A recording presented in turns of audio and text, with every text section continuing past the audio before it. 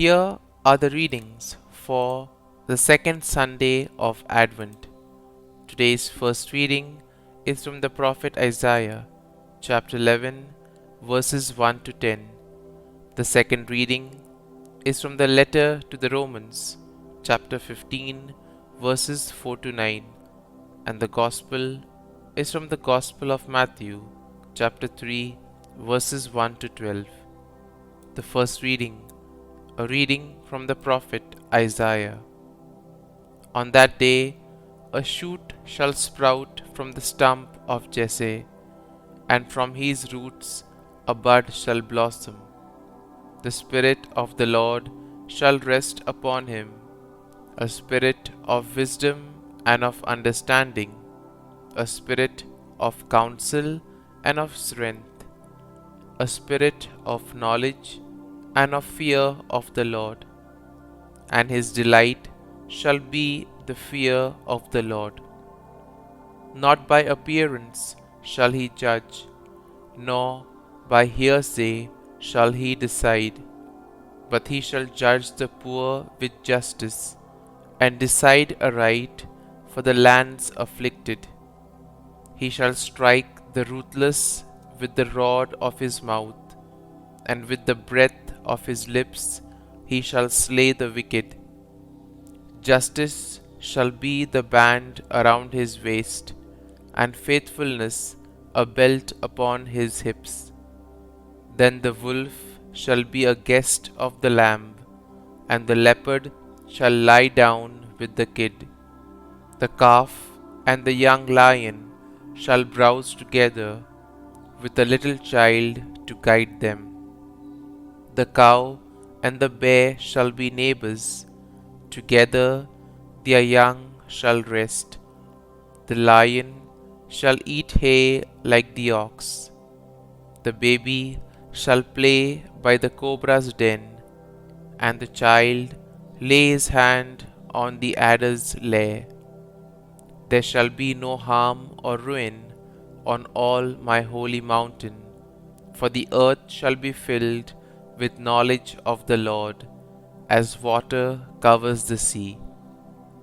On that day the root of Jesse, set up as a signal for the nations, the Gentiles shall seek out, for his dwelling shall be glorious. The word of the Lord. Thanks be to God. Responsorial Psalm. Our response shall be, justice shall flourish in his time, and fullness of peace forever. O God, with your judgment endow the king, and with your justice the king's son. He shall govern your people with justice, and your afflicted ones with judgment. Response. Justice shall flourish in his time, and fullness of peace forever.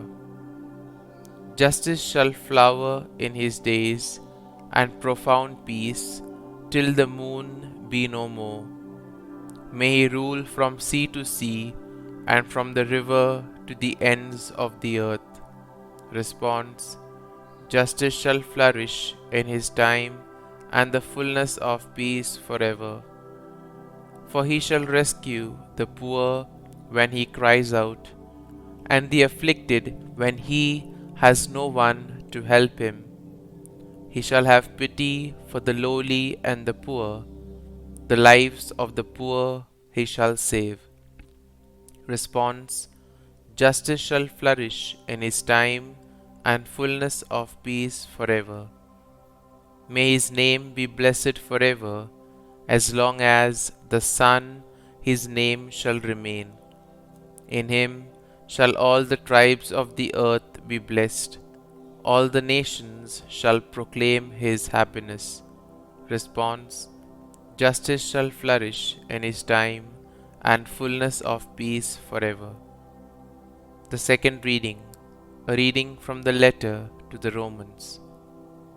Brothers and sisters, whatever was written previously was written for our instruction, that by endurance and by the encouragement of the Scriptures we might have hope. May the God of endurance and encouragement grant you to think in harmony with one another, in keeping with Christ Jesus, that with one accord you may with one voice glorify the God and Father of our Lord Jesus Christ. Welcome one another, then, as Christ welcomed you, for the glory of God. For I say that Christ became a minister of the circumcised to show God's truthfulness, to confirm the promises to the patriarchs, but so that the Gentiles might glorify God for his mercy. As it is written, "Therefore I will praise you among the Gentiles and sing praises to your name." The word of the Lord. Thanks be to God. Gospel acclamation. Alleluia, Alleluia. Prepare the way of the Lord. Make straight his paths. All flesh shall see the salvation of God. Alleluia, Alleluia. A reading from the Holy Gospel according to Saint Matthew. John the Baptist appeared preaching in the desert of Judea and saying, "Repent, for the kingdom of heaven is at hand." It was of him that the prophet Isaiah had spoken when he said, "A voice of one crying out in the desert, prepare the way of the Lord, make straight his paths." John wore clothing made of camel's hair, and he had a leather belt around his waist. His food was locusts and wild honey. At that time Jerusalem, all Judea, and the whole region around the Jordan were going out to him and were being baptized by him in the Jordan River as they acknowledged their sins. When he saw many of the Pharisees and the Sadducees coming to his baptism, he said to them, "You brood of vipers, who warned you to flee from the coming wrath? Produce good fruit as evidence of your repentance, and do not presume to say to yourselves, 'We have Abraham as our father.' For I tell you, God can raise up children to Abraham from these stones. Even now the axe lies at the root of the trees. Therefore, every tree that does not bear good fruit will be cut down and thrown into the fire.